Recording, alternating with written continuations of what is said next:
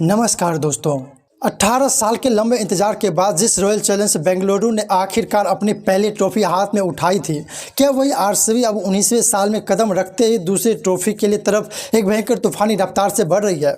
क्योंकि क्वालीफाई एक के महाशक्तिशाली मंच पर आज धर्मशाला के पहाड़ी मैदान पर जो हुआ वह सिर्फ एक सामान्य मैच जीतना नहीं था।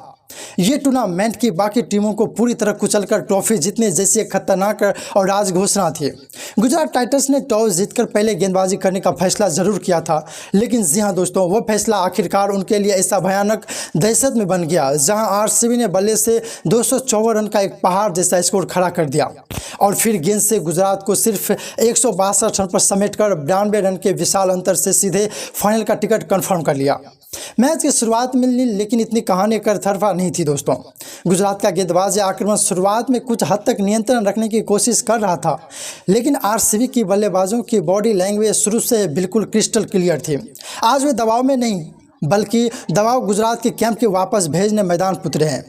वेंकटेश अय्यर ने सिर्फ 7 गेंदों पर 19 रन बनाकर 3 चौके और 1 छक्के की मदद से शुरुआत में ही गुजरात के गेंदबाजों को एक कड़ा संदेश दे दिया कि आज आरसीबी धीमे चलने की मूड करते हैं। वे बिल्कुल नहीं है। इसके बाद किंग विराट कोहली ने अपने जाने पहचाने क्लासिकल अंदाज में 25 गेंदों पर 43 रन की एक शानदार पारी खेली। 5 चौके और 1 छक्के की मदद से कोहली ने पारी को ऐसी रॉकेट वाली रफ्तार दी जहां पावर प्ले से आरसीबी ने मैच की एक मजबूत नींव तैयार कर ली थी। लेकिन भय रे भय, असली सिनेमा तो रजत पाटीदार के मैदान में उतरने के बाद शुरू हुआ।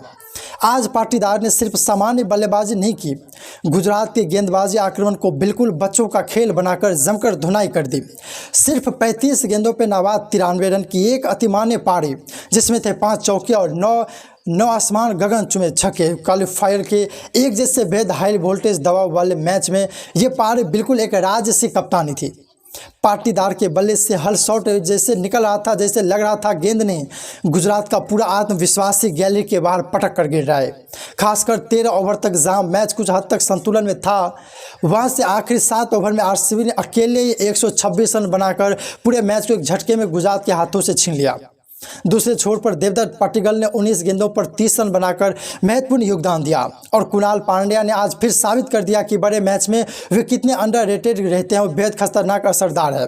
28 गेंदों पर 47 लगातार दिया कि साल की 5 चौके और 2 छक्कों पाटीदार के साथ कुणाल की यह विध्वंसक जोड़ी गुजरात के सारे गेंदबाजी प्लान को ताश के पत्तों की तरह तोड़कर चकनाचूर कर दिया। आखिरकार में जितेश शर्मा ने सिर्फ 5 गेंदों पर 15 रन बनाकर पारी को एक आगरा मारने वाला फिनिश दिया और इसी के साथ आरसीबी ने 20 ओवर में 5 विकेट गंवाकर इस स्कोर बोर्ड पर 254 रन टांग दिए, जो आईपीएल प्लेऑफ के इतिहास से पन्नों में सबसे खतरनाक और ऐतिहासिक टोटल में से एक है। गुजरात की गेंदबाजी लाइनअप आज आरसीबी के स्टैंडअप के साथ सामने पूरी तरह दबाव में टूट गई दोस्तों। कागिसो रबाडा ने 4 ओवर में 54 रन देकर 2 विकेट लिए। जेसन होल्डर ने 4 ओवर में 39 रन देकर 2 विकेट पाए। प्रसिद्ध कृष्णा ने 4 ओवर में 53 रन देकर 1 विकेट लिया और मोहम्मद सिराज ने 3 ओवर में 46 रन खर्च किए। लेकिन दोस्तों, आज असली समस्या सिर्फ रन खाना नहीं था। गुजरात की बेहद खराबी फील्डिंग में भी आज उन्हें पूरी तरह डूब दिया। पाटीदार जैसे सेट हो चुके बल्लेबाज का कैच छोड़ने पर बड़े मैच पर उसकी कितनी निर्मम सजा मिल सकती है, ये आज गुजरात टाइटंस ने बहुत अच्छे से हार मान से महसूस कर लिया। 255 रन के इस एवरेज जैसे लक्ष्य का पीछा करने उतरे गुजरात के सामने सिर्फ एक खुला रास्ता था। उनके टॉप ऑर्डर को एक विस्फोटक शुरुआत देनी होगी। लेकिन भय रे भय, शुरुआत होते गुजरात की कहानी लगभग खत्म है। इनफॉर्म साई सुदर्शन 9 गेंदों पर 14 रन बनाकर बेहद दुर्भाग्यपूर्ण तरीके से हेड विकेट होकर पवेलियन लौट गए। कप्तान सुमन गिल 7 गेंदों पर सिर्फ 2 रन बनाकर भुवनेश्वर कुमार की एक जादुई गेंद पर क्लीन विकेट हो गए और जॉस बटलर 11 गेंदों पर 29 रन बनाकर एक पलटवार वाला तूफान खड़ा करना चाहते थे, लेकिन जोश हेजलवुड ने उन्हें सही समय पर वापस भेजकर गुजरात की सबसे बड़ी उम्मीद का दिया भी बुझा दिया। 255 रन चेज करने के लिए टॉप 3 में से कम किसी एक को आखिर तक मेहनत खेलनी ही पड़ती। लेकिन आज तीनों के जल्दी लौट जाने से गुजरात का पूरा रन चेज ताश के पत्तों की तरह बिखर गया। मिडिल ओवर्स में निशांत सिंधु 3 गेंदों पर 5, वाशिंगटन सुंदर 8 गेंदों में 8, जेसन होल्डर 3 गेंदों पर 0 और राशिद खान 9 गेंदों पर 8 रन लॉर्ड मिडिल ऑर्डर से कोई भी उस पहाड़ जैसे दबाव को जरा भी संभाल नहीं पाया। सिर्फ लड़ाकू राहुल तेवतिया आज अकेले खूब बन के सीना तान कर लड़ते रहे। 45 गेंदों पर 68 रन, 8 चौके और 4 छक्के तेवतिया की ये पारी गुजरात के स्कोर बोर्ड में कुछ सम्मानजनक रन जरूर जोड़े, लेकिन मैच जिताने वाली स्थिति तब दूर दूर तक नहीं थी, क्योंकि 255 रन का पहाड़ सिर्फ एक बल्लेबाज की अकेली लड़ाई से पार नहीं किया जा सकता। आरसीबी की गेंदबाजी आज सचमुच पूरी तरह परफेक्ट, योजनाबद्ध, धारदार और निर्मुक्त है। जेकब दफी ने 4 ओवर में 39 रन खर्च करके 3-3 विकेट लेकर गुजरात की बैटिंग लाइन की कमर पूरी तरह तोड़ दी।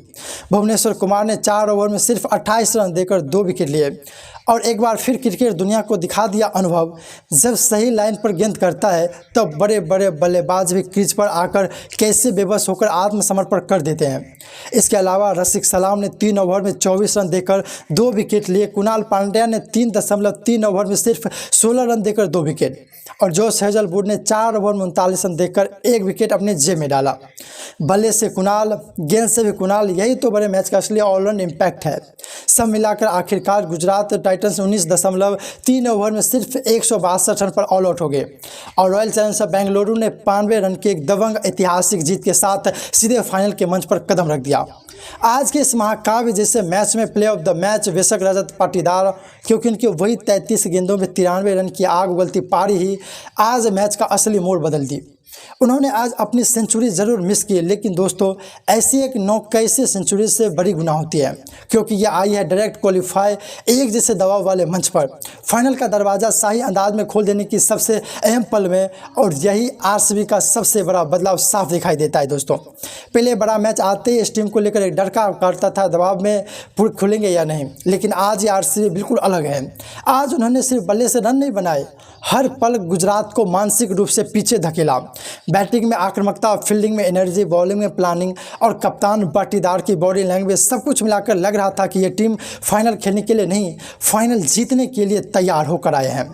और भारतीय दर्शकों के लिए इसी तरह का क्रिकेट सबसे ज़्यादा रोमांच पैदा करता है, जहां सिर्फ स्कोरबोर्ड नहीं, पूरे मैच की भावना, दबाव और दबदबा एक साथ सामने आता है। सब मिलाकर आज आरसीबी ने सिर्फ गुजरात को एक तरफा नहीं हराया, बल्कि पूरे आईपीएल की बाकी फ्रेंचाइजियों को एक साफ धमकी दे दी। ये टीम अब सिर्फ अंधे जुनून के साथ नहीं चल रही, ये टीम बैटिंग में बेहद गहरी, बॉलिंग में खतरनाक, धारदार और दबाव के पलों में पहले से बहुत ज़्यादा परिपक्व हो चुका है। कोहली की वही पुरानी निरंतरता, पाटीदार की ये अविश्वसनीय क्लच इनिंग, कुणाल की बेहद कीमती ऑलराउंड वैल्यू और डफी भुवनेश्वर की वो समझदार गेंदबाजी, सब मिलाकर आरसीबी अब फाइनल के महाजंग से टूर्नामेंट की सबसे खतरनाक टीम बन चुकी है। गुजरात के लिए हालांकि फाइनल का रास्ता अभी पूरी तरह बंद नहीं हुआ है दोस्तों, उन्हें एलिमिनेटर जीतने वाली टीम के खिलाफ नंबर 2 क्वालिफाई खेलने के लिए एक और लाइफलाइन मिलेगी। लेकिन आज के मैच में उनकी आंखों में उंगली डालकर एक बात बहुत मजबूती से दिखा दी, सिर्फ टॉप 3 बल्लेबाजों के दम पर बड़े टूर्नामेंट की ट्रॉफी नहीं जीती जा सकती। 250+ रन चेज करने के लिए बैटिंग लाइनअप में गहराई चाहिए, जहां पावर चाहिए और खाई के किनारे खड़े होकर मैच पलटने कई जोड़े बल्लेबाज चाहिए। आज गुजरात कैप की वही कमी क्रिकेट दुनिया के सामने बहुत साफ तौर पर आ गई। दोस्तों आपको क्या लगता है, रजत पाटीदार की ये 93 रन की विध्वंसक और आग उगलती पारी क्या आरसीबी को इस बार दूसरी ट्रॉफी छूने से बिल्कुल दहलीज पर ले गई? और क्या गुजरात टाइटंस अपने दूसरे मौके का फ़ायदा उठाकर फिर से फाइनल में आरसीबी के सामने आ पाएगी? कमेंट में झटपट अपनी कीमती राय ज़रूर बताएं और क्रिकेट के हर महत्वपूर्ण ताज़ा खबर के लिए चैनल को सब्सक्राइब करें। धन्यवाद।